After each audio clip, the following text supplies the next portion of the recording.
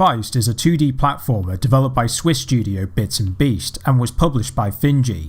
Available for PC and consoles, it manages to hook you into its primal atmosphere, but its novelty wears off due to its short length, frustrating gameplay and shallow replay value. You play from the perspective of a furry entity that's been held captive by troll-like creatures who also have your fellow companion imprisoned. After freeing yourself, it's then up to you to rescue your partner, but along the way you'll encounter multiple enemies that will attempt to stop your progress, but more on that later. Let's start with the good aspects. The art direction in Feist does take inspiration from the likes of Limbo, with everything in the foreground in black, but unlike Limbo, where it was only black and white, Feist utilises saturated colours for the background to enforce the game's primal setting. This also applies to the music and sound effects, which synergise with the game's backdrop. Even though the game was initially produced for the PC, the console version runs without any performance issues, and the frame rate doesn't drop throughout the game.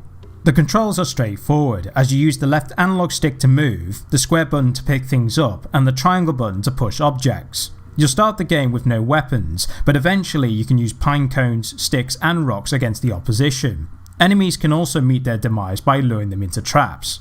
Also, if you're brave enough, you can use dazed foes and turn their weaponry either on their own kind or against other hostile creatures.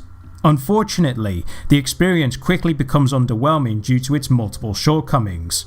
First and foremost, the enemy AI is relentless beyond belief, as there's so much you can do to protect yourself.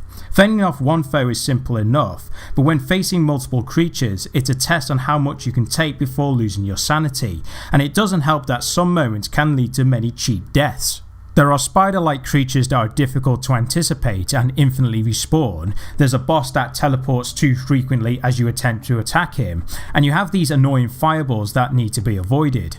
Luckily, you have infinite lives, and the checkpoints are so-so, but it's annoying when approaching a certain point only to restart that section all over again, just because the game's difficulty curve got out of hand.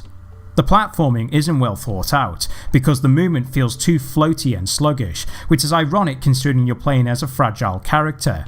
Add to the fact of the many enemies on screen, it makes the gameplay imbalanced, and it gives the impression that your successful encounters were based on luck than skill.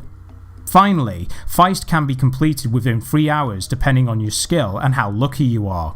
Although indie games may not have the same production value compared to their AAA counterparts, in Feist there is no incentive to come back for more because the game has little replay value except for the completed levels that can be replayed at any time.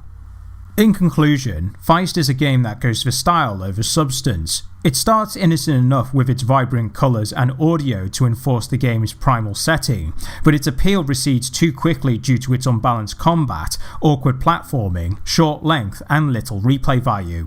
Feist prolongs its survival for the first few moments, but sadly it can't avoid its inevitable extinction.